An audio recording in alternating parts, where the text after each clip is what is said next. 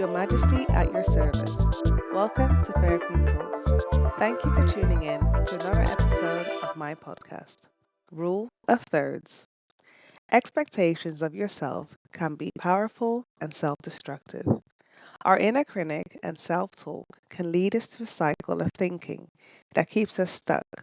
And I, for one, want to share a concept with you that has helped me be more balanced in my personal expectations. This is where the rule of thirds come into play. On this episode, I want to explore the concept of rule of thirds in an effort to help you manage the expectations you place on yourself. When practicing this concept, you'll find it easier to deal with and process bad moments. Should you find that the rule of thirds is not your experience and you experience more bad moments than good ones, then I would encourage you to seek support. The rule of thirds is a concept that can help people stay motivated and balanced when pursuing a goal. It states that when working towards a big goal, people should feel good one third at a time, okay one third at a time, and bad one third at a time. The rule of thirds is often used by athletes and people pursuing wellness goals. It can also be applied to other areas of life, such as relationships. So, what does this actually look like? How does a third at a time look good, okay, and bad? I will run through a couple of ways you can apply the rule of thirds in three scenarios when pursuing any goal. So, the scenarios are one, accepting that days can vary, two, embracing obstacles, and three, recognizing progress. So, first, accepting days can vary. It would be perfect if each day went exactly our way.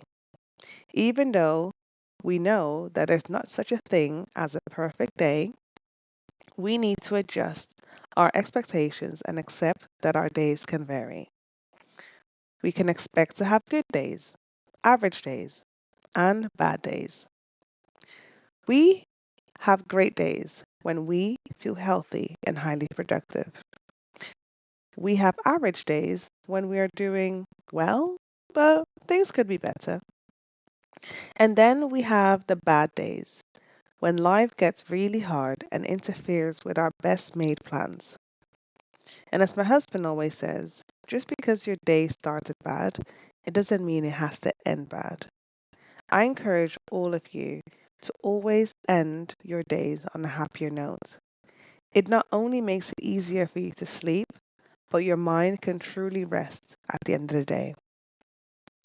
Even though we don't like bad days, it is important as individuals to accept that they exist. Your denial of this will only make the impact of bad days last longer. And it is about time we embraced an average day. It is always when you are in the depths of a bad day where you just wish for a normal day. An average day gives us balance, a sense of security, and peace because that is normal. Mathematically, if we can have two-thirds of the week being either good or average, it is absolutely healthy.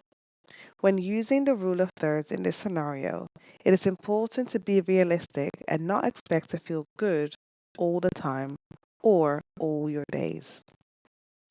When you are on your journey of self awareness and reflection, some find it helpful to track their days when reflecting on it.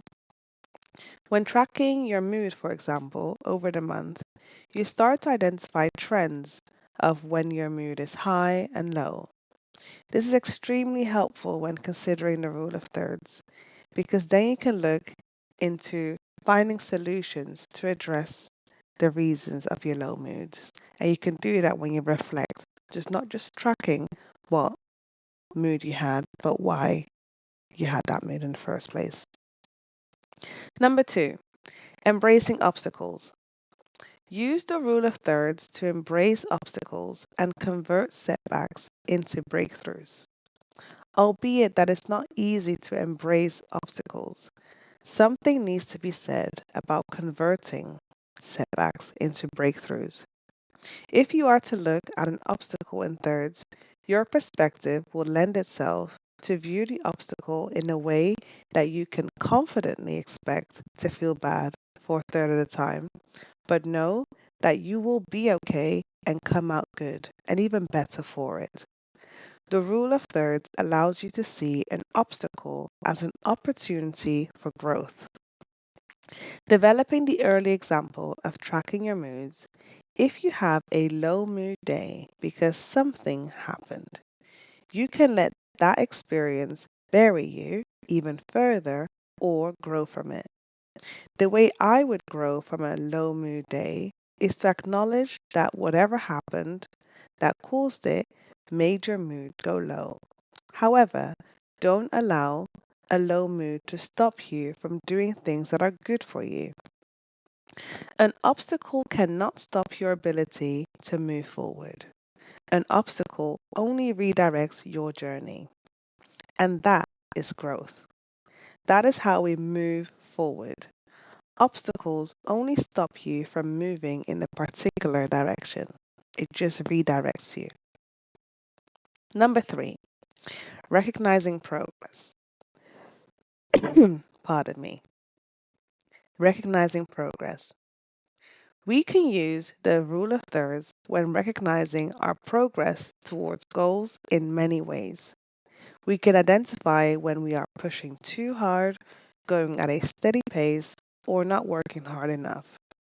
When doing this, it is important to be accountable. The days when you are not going hard enough, acknowledge what led to this being so. This is not about judging yourself, rather about understanding your actions on that day. The more accountability you practice, it becomes easier to feel more positively about the progress that you've made towards any goal on any particular day. There are some days where we're going to give more than 100%. And if we do that too often, it can easily burn us out. So, if there's a day where you know that you are doing the most, it is important to take a beat and calm down. Your progress towards any goal needs to be sustainable. There are some days where you don't do anything, and that can sometimes make you feel bad. But this is where accountability kicks in. It is okay to do nothing as long as you know the reason why. Progress doesn't always feel linear, but as long as you capitalize on the days when you are average or exceptional, the days where you have nothing to give, it's okay. Accepting average performance is very important because it's a tool to adjust and know where to improve. Applying the rule of thirds can be done in so many ways, and it ultimately boils down to you embracing the imperfections of life and yourself. Yes, you are not perfect. You are human, a person filled with talents, character, strengths, and weaknesses. Yes, you are indeed striving to tap into your greatness, but you can acknowledge and should acknowledge all parts of you. And when you do that, you can accept and manage the imperfections within and around you. At the end of each episode, I address the queendom. The rule of thirds gives you more grace, so take it and embrace it. Thank you so much for tuning in to another episode of my podcast, Fair Queen Talks. See you next time.